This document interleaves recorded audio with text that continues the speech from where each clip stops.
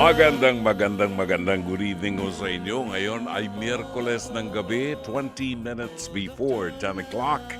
Ito si Brother June Banaag, buwabati sa inyo at nag-aanyaya na samahan kami hanggang mamayang alas 11:30 sa programang Dr. Love dito po sa 105.9 True FM. Tayo po ay napapakinggan sa buong Mega Manila sa 105.9, 106.7 sa Davao, 101.9 sa Cebu, 101.5 Cagayan de Oro, 99.9 FM Dream Radio sa Ormoc at 107.9 Kaboses Radio Tacloban. Yan, tayo po ay siyempre kasabayan din pong napapanood sa True TV Channel 19 sa Signal Television. So, pakabit na ho kayo ng signal cable. Mas malinaw, mas napakagandang panoorin at ang mga programa po ng 105.9 ay mapapanood din po ninyo dyan sa Channel 19. Siyempre, huwag po ninyong kalimutang mag-subscribe sa ating mga social media accounts, sa ating YouTube channel at maging sa ating Facebook. Hanapin lamang po ang @TrueNetworkPH. @TrueNetworkPH. Alright, ang daming listenership and viewers natin sa lalo na sa unang bahagi ng ating programa sapagkat nag-aantabay sila kung ano ang maitatampok natin sa ating Pest to Pest, hirit ni Dr. Love. Anong mainit na issue ang maaari nating ihatid sa inyo? Ano ba itinampo kaninang hapon?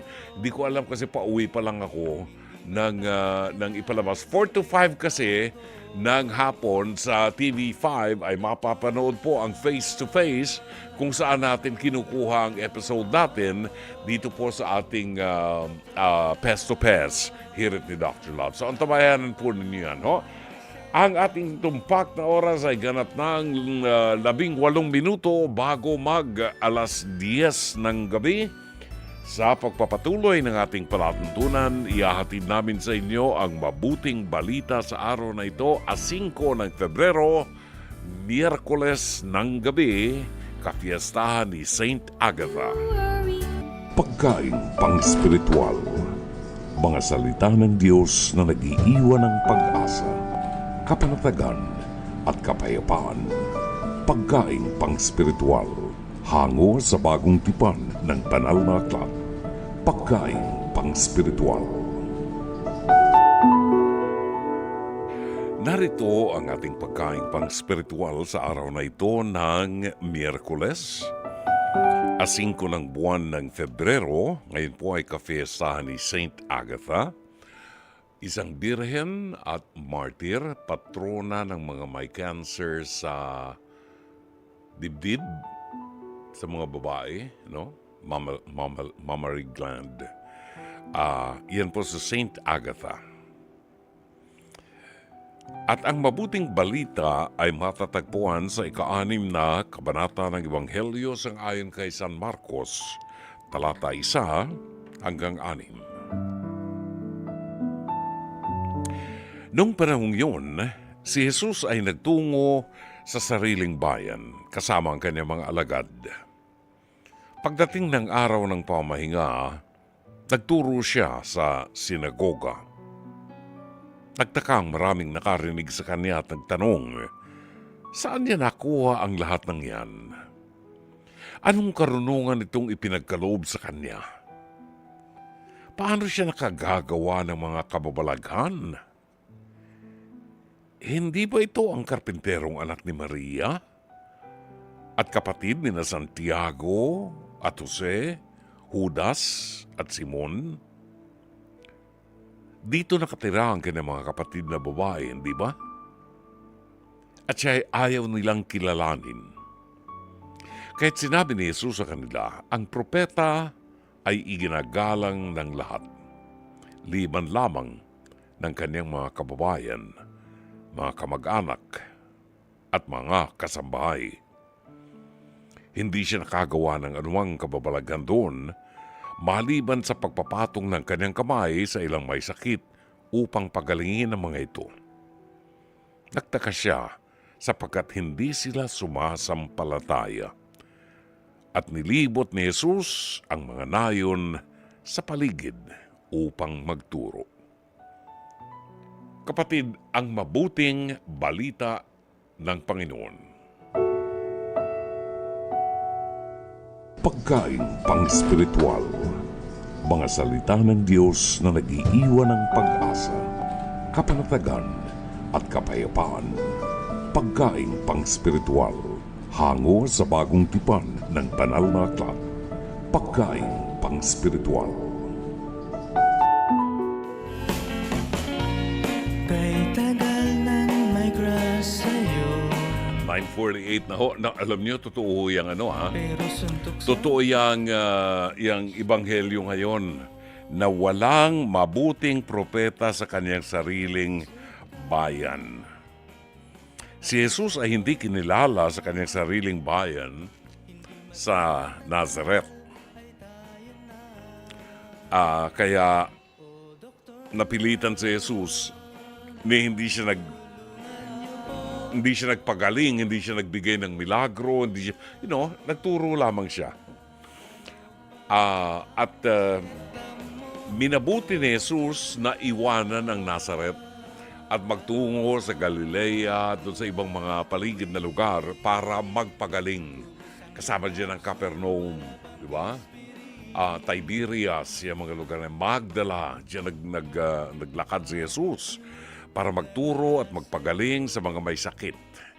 Pero doon sa Nazareth, isa sa mga lugar na hindi niya binigyan ng pagkakataon na makapagpakilala siya.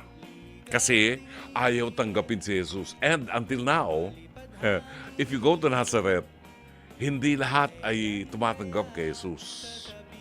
Yung mga Christians, pero malaking porsyento sa Nazareth ay hindi pa rin tumatanggap kay Jesus bilang isang tagapagligtas o bilang isang propeta. Ganyan.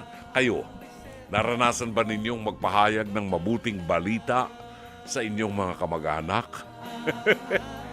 Sa inyong mga mahal sa buhay, sa mga pamangkin, mga hipag, bayaw, kapatid? Nakapagpahayag ba kayo ng mabuting balita sa mga kamag-anak niyo? Tatalikuran kayo. Kaya ang mga pare, alam niyo, after ordination, papayagan lang magmisa ang pare sa kanyang parokya kung saan siya lumaki. Magmimisa siya doon, yung unang misa kantada kung tawagin namin. Para makilala ng community na merong kayong kasama dito sa community na ngayon ay isa ng ganap na pari ng simbahang Katoliko. After that, i-assign niyang paring yan sa ibang lugar, hindi dun sa sarili niyang lugar.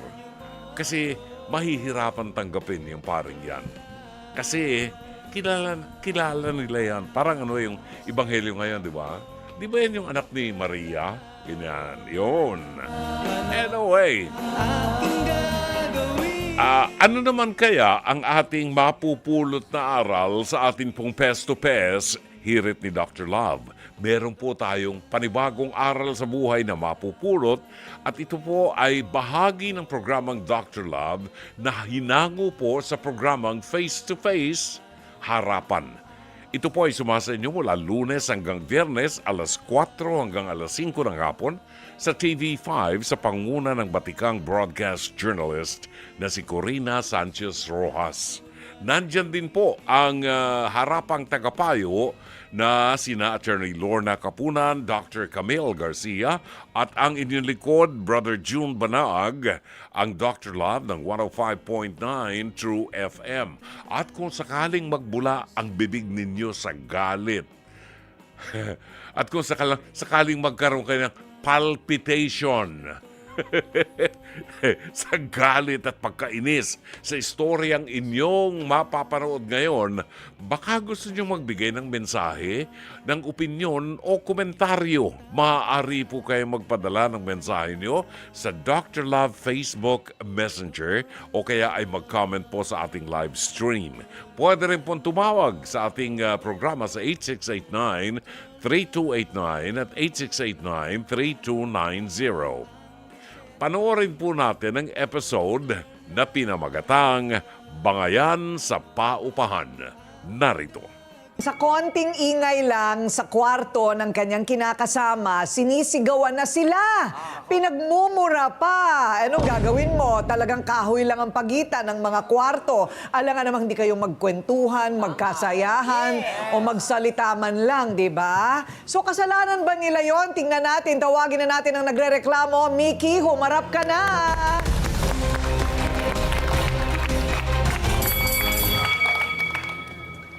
Okay, Mickey. O bata ka pa, may pamilya ka na dyan sa kwartong yan. Opo. Ikaw mismo, anak mo? Ano po, may anak na po ko dalawa. May anak ka ng dalawa. Ilan kayong nakatira dun sa kwarto? 4 po, bali sa ngayon po, 3 po. So bumukod ka na sa pamilya mo. Okay, so kwarto lang ito. Ano bang itsura nito? Parang puro kahoy lang. Opo. Ang pagitan lang po namin sa dingding lang po. Dingding. Opo. Okay, may tagusan? Pwedeng tumagos sa inyo? Pwede pumunta sa lugar nyo? Hindi naman po. Umbaga po yung hati lang po yung harang. Isang dingding lang po. Ayun, may sarili kayong pintuan. Opo. May sariling pinto. Tapos, dingding na kahoy. Opo. Ano ba, pero konkreto ba yung pangkalahatang bahay o kahoy din? Kahoy po talaga. Kahoy lang din talaga. Opo. Ilang kwarto sa buong bahay? 4 po. 4. Paupahan? Opo. Magkano isang buwan? Sa amin po, 3K po. Ang laki naman din nun. 3,000 isang buwan. Para lang sa isang kwarto. Opo. Saan yan? Saang lugar? Caloocan po. Kasi Metro Manila. Ayun. Okay. Tingnan nga natin sa ating para magka-idea po tayo. Ito po yung dingding na namamagitan sa mga kwarto. Okay, dingding ng kwarto. So talagang siya? Manipis lang. Plywood lang ito eh. Opo, Yung plywood lang. At yung itsura naman ng mismong kwarto, Ito iba yata yung kwarto ni ano. Ni well, Dang. kwarto ito ni ng isa. Dang. Ito yung kwarto ng kapitbahay. O sige, mamaya pakita natin ha. Meron pa siyang boombox. Meron siyang TV. So pag sila nanonood, naririnig nyo rin. Opo. Pero pag kayo, medyo konting ingay lang, Nagre-reklamo na po siya palagi. Tsaka palagi niya po kami minumura. Lagi na minumura. lang po siyang panay sigaw. Pinapahiya niya po kami. Okay. Paano yung kinakalampag niya yung dingding? Hoy, manahimik kayo dyan. Opo, Ganun. sobrang lakas po. Okay. Ano pa ang mga lumalabas sa bibig niya? Lagi niya pong binubuling asawa ko. Sabi niya po, sa lugar namin, may sakit daw po yung asawa ko. Tapos malaki daw po yung leeg, giraffe, ganun. Tapos, hanggang sa amin na po lahat, nadamay na eh. Ilan taon na ang mga anak mo? Yung isa pong bunso, 2 years old po. Kaka 2 years old niya lang po. Yung isa po, 5 years old po. Nag-aaral naman yung 5 years old. Hindi po po eh. Why? Tapos pa po kami sa budget kasi si Mr. po, wala pa po siyang trabaho, may sakit po. Ano ang sakit niya na lumalaki yung leeg niya? Goiter po. Bakit naman sila nagrereklamo? Bakit maingay ba kayo doon sa lugar niyo? Hindi naman po, kahit po minsan na hindi naman kami maingay. Talaga pong lagi na lang po siya nagre-react. Lahat na lang po napapansin sa amin. Tapos lagi niya po kami pinagmumura. Halos hindi na nga po makalabas yung asawa ko sa lugar namin kasi binuli niya, pinayampiyanan po talaga eh. Talagang na-depress na po yung asawa ko sa pinaggagawa niya. Ano ang pinakagrabing nangyari sa Yung- pagsisitas sa inyo? Ayun nga po, umabot po kami sa bigla niya pong talagang inano niya po yung dingding namin. Pinersa niya po. Ay, halos magiba. Ganun na nga po. Grabe. Butas. Nagiba nga. Opo, butas po. Ha? Butas? Opo. Balagi niya po yun inaano hanggang sa unti-unti na. Ayun na. Sus, Mariosip. Manipis lang po siya, plywood lang po. Hindi ba kayo nagsusumbong sa may-ari? Nagsusumbong po, pero nakakaya naman po kasi senior na din po yung matanda. Ayaw naman po namin yung palagi na lang po kami susumbong sa kanya. Ayun. Pero ang balita ko kasi dyan, Donita, may malaking problema din yung babae. Opo. May malaking problema din yata itong kapitbahay nyo na kayo lang ang napagbubuntunan. Opo. No? Meron siyang mas malalim na problema na ito na nga yung sasanga Ayun. na malalaman natin mamaya. Tawagin na nga natin ang inirereklamo ni Mickey. Dang, humarap ka na.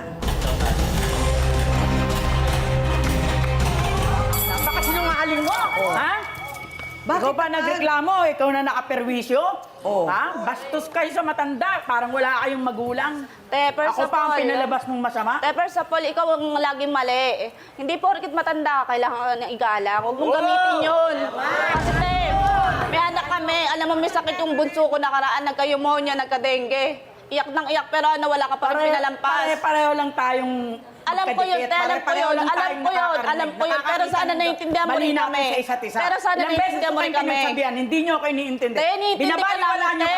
ko. Ang lahat ng sinasabi ko sa inyo. Te, nirerespeto Ha? ko namin, alam mo yan. Anong respeto ginawa nyo sa akin? Wala. Nirerespeto ko namin, alam mo yan. Ulit. Teka muna, Dang. Ano ba yung... Pero totoo na nagrereklamo ka sa Opo. ingay.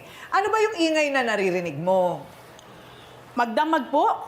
Parang hindi ginagawa nilang araw ang gabi. Ano ngang... Puro kwentuhan, puro inom, puro kantahan. Hindi po normal yun. Hindi po normal yun, ma'am. So, kantahan. Hindi naman yung uha ng bata. Wala pong problema sa bata eh. Mapapagpasensyaan ko yun eh. Pero yung kantahan, inuman, tsaka yung minsan na inuman, okay, may okasyon, nainawaan ko yung ganun eh. Pero yung palagi na lang, Ay, mali. No? hindi ko na po, hindi ko makapagpasensyaan. Mga hanggang anong oras po nagaganap yung mga Anong hindi ganun? totoo? Sinungaling ka, Back to you te. Ha? May malaglag nga lang eh. Galit na galit ka na, pinagbumuran mo na kaagad kami. Kaya nga palagi kong pinupupok Ote. yung tingting eh, kasi nga eh. Dadaan lang hindi kami kayo sa labas. makakasaway eh. Dadaan lang kami sa Oh. labas. Chinichismis mo yan. Ano sinasabi mo? Girap, malaki leeg. Oh, dahil Hindi ka sa- naawa. Parang anak mo na kami. Totoo lang. Wala naman problema ron eh, sana kung nasa oras. Tama. Nasa oras. Huwag naman sobra, lahat ng sobra, mali. Tama! Sobrang mali! Okay, so, meron ka pa bang ibang dahilan kung bakit ka galit na galit sa kanya? Mas malalim po, mas mahirap po ang pinagdadaanan to. Kaya nga po. O, so naano ko nga yan. Ako, eto na. Eto na po yung sanga na sinasabi ko po sa inyo kanina. Meron pang mas malalim kasing pinagdadaanan. Si Nanay Dang. Kita natin ang kwarto ni Dang. O, eto kwarto mo, Dang, di ba? Okay, makikita mo, may TV siya, may boombox siya. So kapag nanonood ka ng TV, hindi naman kayo naiingayan. Hindi naman po. Hindi naman. Kasi siguro tinitimpla mo rin kung gaano kalakas lang ang iyong papanoorin. Tama ba? Kasi iisang dingding yan eh. No? Iisang dingding yan, Mickey. Kung siya sobrang naiingayan sa inyo at kayo hindi naiingayan sa kanya, ibig sabihin talaga ang lakas ng mga salita ninyo. Hindi po. Ha? Ang hina-hina lang din po nung sa amin eh. Oo. Pero talaga po kahit na wala naman walang kanta na nagaganap, walang lagi po yung nagpaparinig. Tapos po yung anak niya po, di na po bumabalik sa kanya. Mula po nung ninakaw yung cellphone ko. Paano ko po mapapatunayan? Kami lang po madalas ang nasa taas. Tapos po yung tawag dito, yung anak niya hindi na nagpakita pagkatapos nun. Hindi ka sigurado. Sigurado ako kasi, balita dun, di ba? Yung anak mo gumagamit ng drugs. Oh. Tapos, magnanakaw.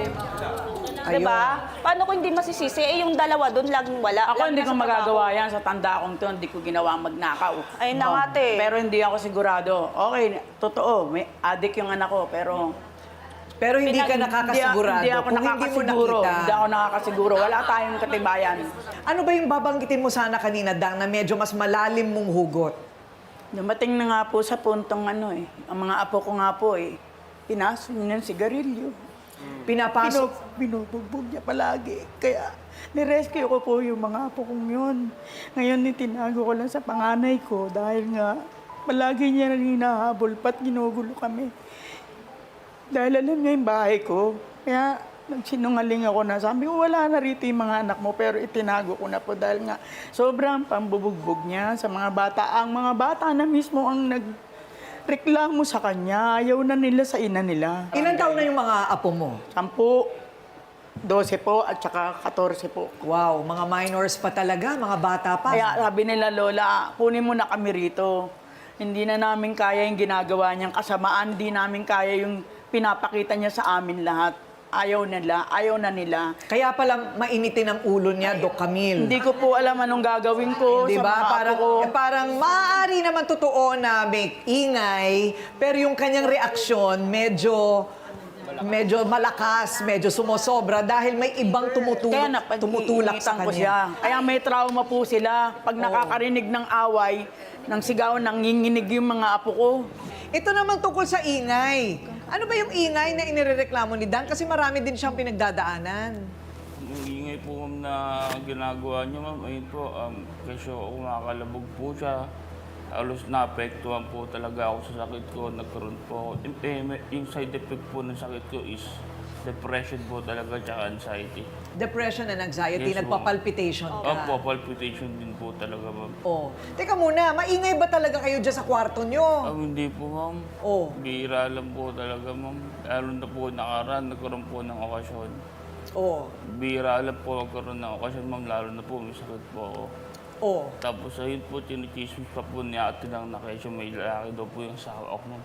Eh, nagpaakyat ka naman ng lalaki nung umalis yan eh. Dami-dami namin noon. Madami po kami noon.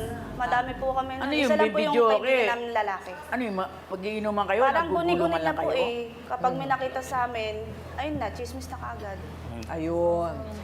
Well, yun na nga, may pinagdadaanan din kasi itong si Dang. Pero Dang, wag na natin palakihin ang problema. Tutulungan ka namin. Kaya nga. Pero kailangan may kapayapaan na tayo, ha? Dr. Love, paano magagamot ng love ang sitwasyong ito? Salamat, Tati Kuring. Basta may pag-ibig, may solusyon. Ano? Correct. Ang isang problema rito, Dang, may pagkukulang din siguro tayo bilang magulang doon sa anak natin kung bakit siya lumaking ganyan, naging addict. Ang lipunan natin ay may pagkukulang din, ano? Dito sa ganitong problema ni Dang sa kanyang anak. Pati yung mga bata na apektuhan na. So, salamat sa Diyos at meron tayong face-to-face na nakatutulong para doon sa mga problemang ganito na mabigyan ng solusyon. So, may tutulong na sa iyo doon sa problema mo sa anak mo na addict. Ang sa akin lang ay ganito, tayo po ay nabubuhay sa isang lipunan at kailangan sa mga sibilisadong tao na katulad natin, hindi natin kailangan maging mayaman para mag-blend tayo sa iba. Kailangan lang yung may respeto tayo sa ibang tao. Sa gayon, maibabalik yung respeto sa atin. Unawain natin ang isa't isa at respetuhin natin ang isa't isa. Alam ko na kaya nyo na bumaba ng bahagya alang-alang sa kapayapaan. After all, kayong dalawa magkatabi eh. Kayo ang pinakamalapit na magkapitbahay para lang kayo magkapatid. Sino bang magtutulungan pag may emergency na? Di kayo rin. Alisin lang ang galit, papaghariin ng Diyos sa inyong mga puso. And I tell you, ang biyaya ng Diyos, aapaw, siksik, liglig, umaapaw para sa ating lahat. Ayan, ang gandang pakinggan. Uy, si Dr. Love nasa good mood. Ay talaga naman, bigayan lang yan, bigayan lang. Eh, sa isang banda, may mga pinagdadaanan. Lahat naman tayo may pinagdadaanan, pero hindi katwiran yan para maging beast tayo sa kapitbahay natin. Di ba? Konting alalay lang sa mga pagsasalita dahil masyadong masakit ang mga salita pag ito'y lumabas sa ating bibig. Babalik ko tayo ang ating oras, alas 10:05 ng gabi. 10:31 ang tumpak na oras. Ang ating mga kaibigan dyan po sa Davao City, ang mag-ina ni Mami Lorleen at saka si Amadeo Giorgio Gonzalez. Ay binabati ho natin ang magandang gabi and happy listening. Ang ating mga kaibigan dito sa Metro Manila, sa Mega Manila, nandyan si Chato Sakluti ng Novaliches na palagi nakatutuko sa atin. Batiin natin ang magandang gabi at happy listening, Dr. Joey Sinchoko. Magandang gabi at happy listening kay Zenny Raimundo at Engineer Mercy Santos at Elsie Flores ng Pasig City. Ang Tres Marias, Elizabeth Villa Gonzalo, Myra Bulisay Lee, Mariví Viola at ang kaibigan kong si Roy Bulisay. Nauud ng ganda yung kanyang BMW big bike. Talagang mga 1950s, 1960s, gumagana pa. Ang galing. Ikaw tingin, palipad hangin, kailan kaya sasabihin? Napag-uusapan ng big bike. Magandang gabi rin sa kaibigan natin, si Alfred Saban, na mahilig din sa big bike. Agusta, yung kanyang mga motorsiklo niya. Paring Alfred Saban and Ika Villangka. Good evening. At syempre si Nedia Sagon at WCY. Ating pong tutunghayan ang liham kasaysayan. Padala sa ating palatuntunan ni Charmaine. At kung sakali po na meron kayong mga kasaysayan sa buhay, problema, kasaysayan ng tagumpay, mga makukulay na kasaysayan ng inyong buhay, maaari po ninyong i-post ang inyong ipadala ang inyong liham kasaysayan sa ating programa para mabigyan daan po natin yan. Hanapin lamang po ninyo ang Dr. Love Facebook page. Hanapin nyo ang Dr. Love Facebook page. I-send po ninyo sa ating messenger. Maaari po nating ipadala yan sa ating live stream or pwede ko kayong tumawag sa ating hotlines sa 8689-3289 at 8689-3290. Bibigyan daan po natin ang inyong liham kasaysayan na maitampok sa ating palatuntunan. At sa mga gustong mag-react, meron kayong opinion, meron kayong mensahe, meron kayong reaksyon sa liham kasaysayan na ating tutunghayan, baka po alam niyong solusyon o baka makatutulong lang kayo sa pamagitan ng pagsasabi ng mga mahalagang bagay na mag-i-inspire sa nagpadala ng liham sa atin. Maaari po kayong magpadala sa ating Facebook page ng Dr. Love ng inyong mensahe at atin pong bibigyan daan yan sa ating programa. Ganap ng alas 10:35 ng gabi, narito ang liham kasaysayan na ating tampok ngayong gabi sa araw ng Miyerkules, 5 ng Febrero.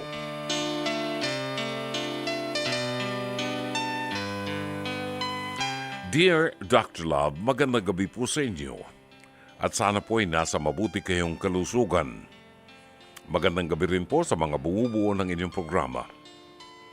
Ako po si Charmaine, 37 years old. Kasal po kami ng aking asawang si John for 12 years.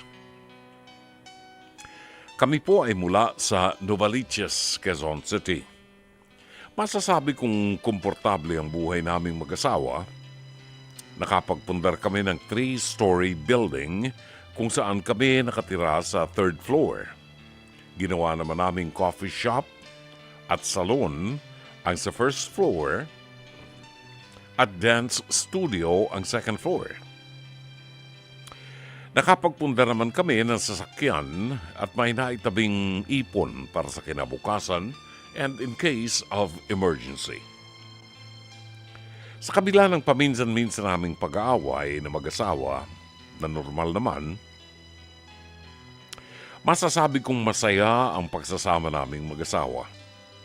Sa katunayan, parang bago lang kaming kasal dahil napapanatili namin ang pagmamahala namin. We seem to have it all, Dr. Love, pero yun nga lamang, hindi pa kami nabibigyan ng anak kahit na 12 years na po kaming kasal. Ilang beses na rin naman kaming nagpa-check up at pareho naman kaming okay at walang diferensya. Kaya sa mga nakalipas na taon, lubos kaming umaasa na magkakaroon kami ng anak kahit isa man lamang, Dr. Love. May mga pagkakataong napapaisip ako kung bakit kailangang makaranas kami ng ganitong sitwasyon. May mga gabing naiiyak na lamang ako dahil tila pinagkaitan kami ng pagkakataong bumuo ng pamilya.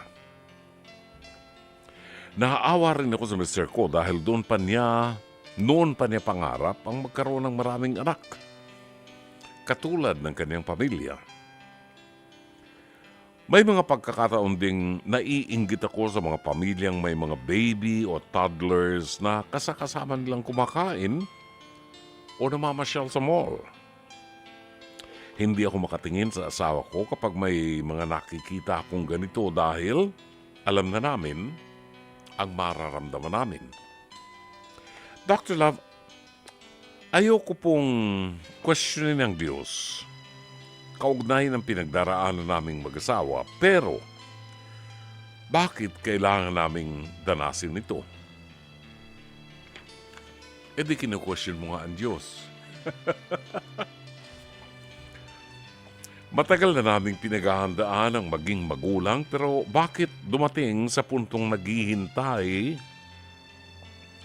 at umaasa pa kami ng kay tagal? Sa lahat ba naman ng mga tao sa mundo, bakit sa amin panatapat ang ganitong problema? Dr. Love, ilan lamang po ito sa bumabagabag sa akin sa mga nakalipas na taon at gusto ko lang ilabas ang saloobin ko para maibsan ang sakit ng nararamdaman ko. Gusto ko lang mapakinggan ang payo at opinion nyo nang sa gayon ay maitama ko ang nararamdaman ko at matutong magtiwala at kumapit lang. Marami pong salamat, Dr. Love. Gumagalang at umaasa sa inyong payo, Charmaine ng Novaliches, Quezon City. Alas 10:44 ng gabi. Patiin lang natin yung kaibigan ko, si Michael Wong, isa sa mga malapit nating kaibigan.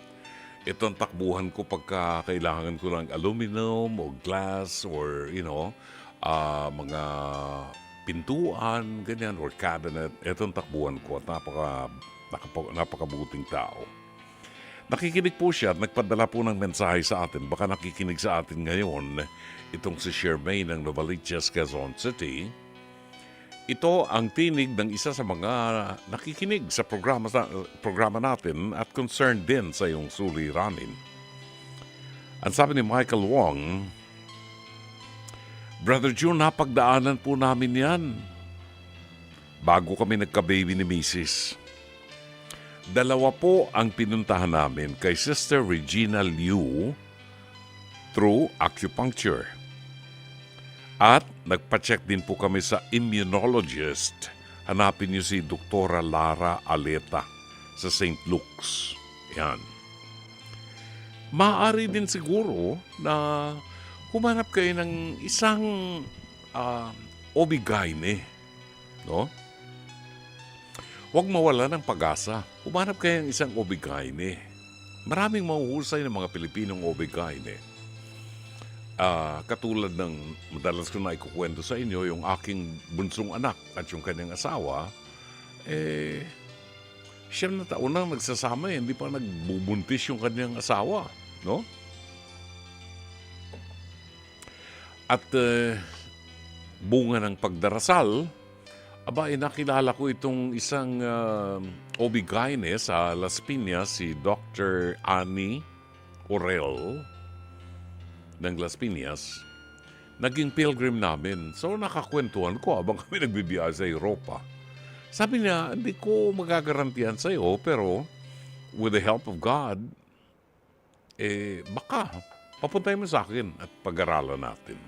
So, several sessions, nagpunta yung mag-asawa kay Doktora Annie Orel ng Las Piñas.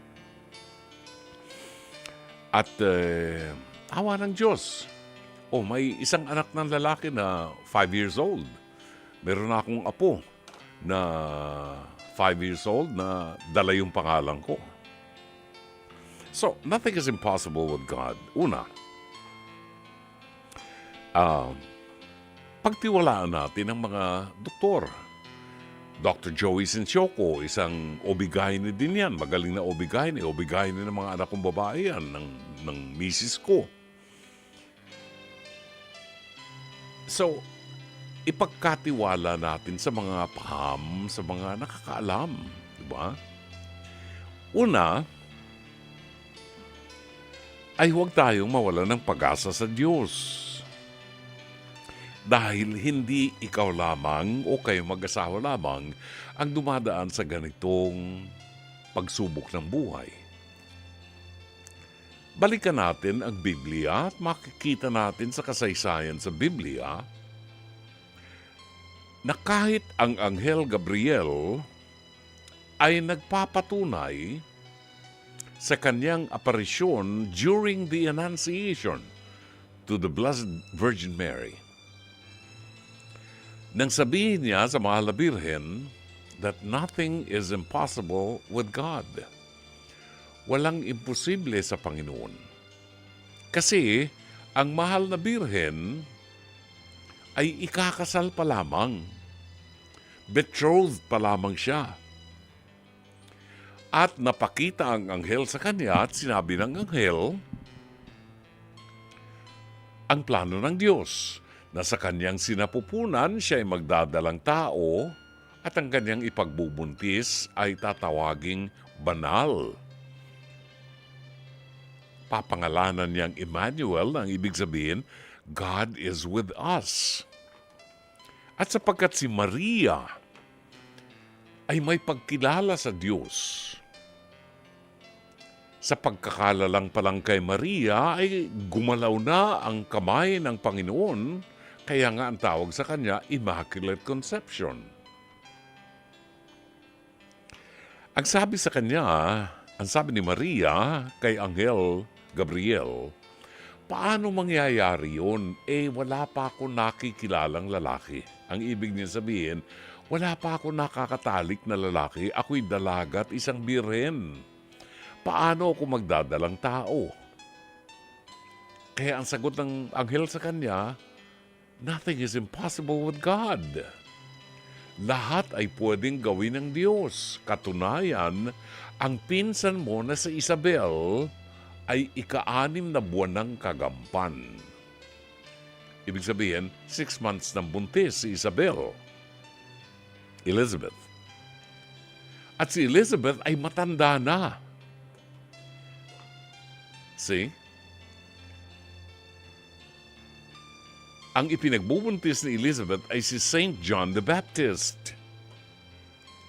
Si Saint Anne, ang ina ng Mahal na Birheng Maria, ay baog din. Matanda na nang magbuntis. Kagagawa ng Diyos ang lahat. Tayong tao ay may tendency na palaging ang hinahanap natin yung gusto nating mangyari sa atin. And look at the story of Job. Miyerkules din lang ngayon, ano? At ang mga music natin ay inspirational.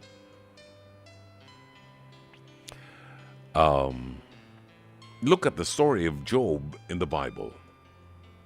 Si Job ay napakayaman, napakaswerte, perfectong pamilya, magandang asawa, may mga anak, tagumpay sa negosyo.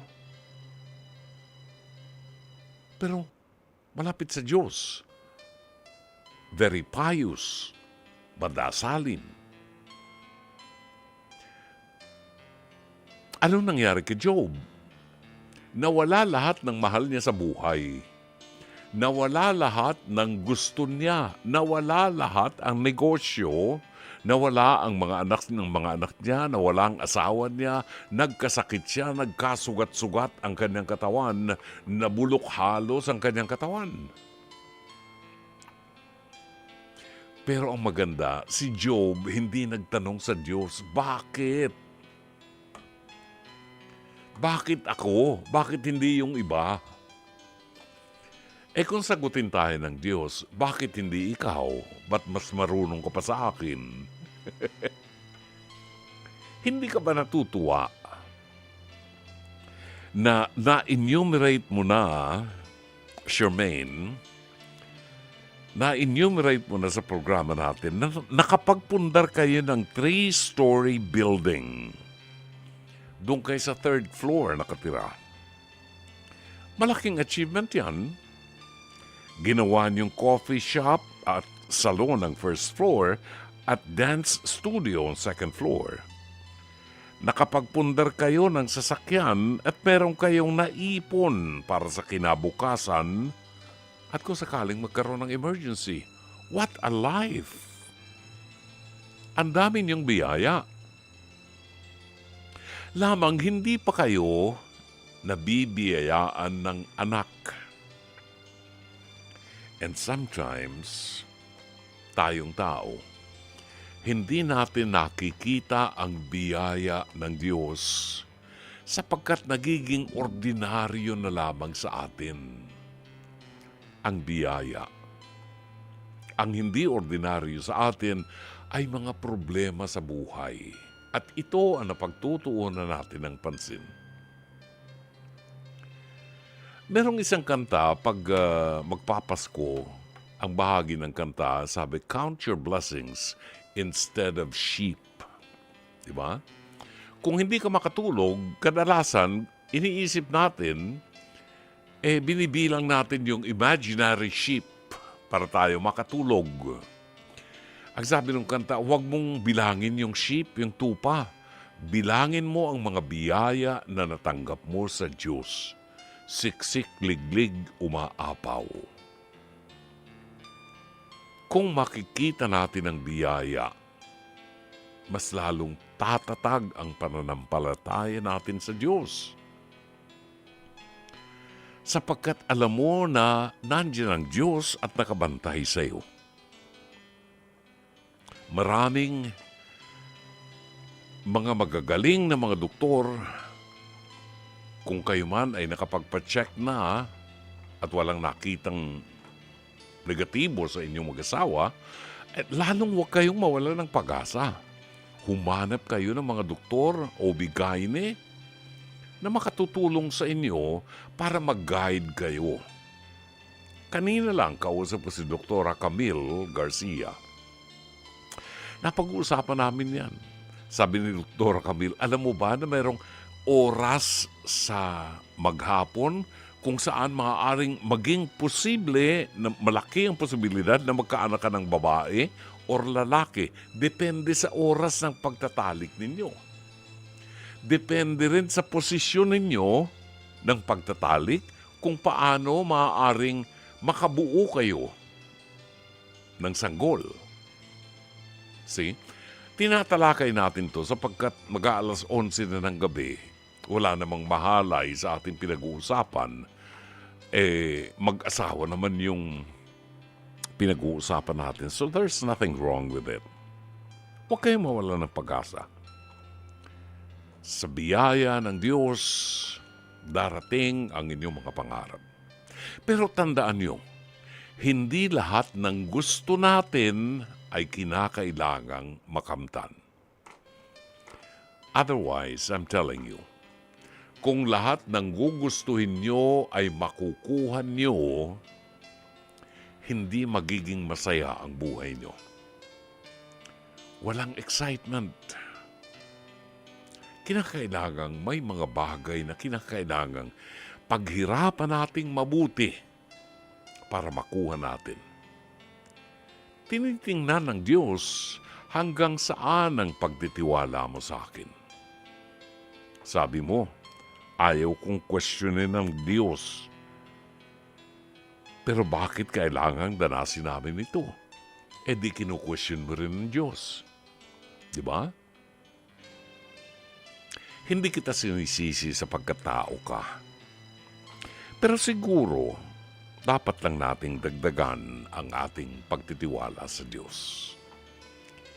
Sana'y natulungan ka ng palatuntunan ito. Pagbabalik natin, tutunghayin natin ang reaksyon, mga mensahe at opinyon ng ating mga tagapakinig na nagpadala ng kanilang mensahe sa Facebook page ng Dr. Love sa Messenger, at ito ang babasahin namin sa inyo sa ating pagbabalik. As always, Dr. Ang Love. True FM hit. Freddie Aguilar at ang awiting anak, 11:28. Lana. Kailangan na ho tayo magpaalam. Sana po ay naging makulay at makabuluhan ang mga tinalakay natin sa ating programa.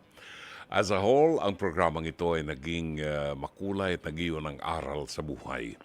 Muli tayo magbabalik bukas, alas 9:30 hanggang alas 11:30 dito po sa 105.9 True FM. At sa ngalan po ng ating buong production staff, sa pamuno ng ating General Manager ng Nation Broadcasting Corporation, Mr. Raul de la Cruz, sa ngalan ni Alvin Maanio, ang ating Head ng Programming and Production, Cherry Bailey, ang ating Operations Manager, ang ating producer Jake Backward at Mike Santillan, ang ating Technical Director, Direk Sheikh Mamaril, Technician natin, Rome Ortigas, PA and Avid Operator, Mike Bulayog, At ang ating TOC switcher, Weng Carpio, ito po si Brother June Banag, OP.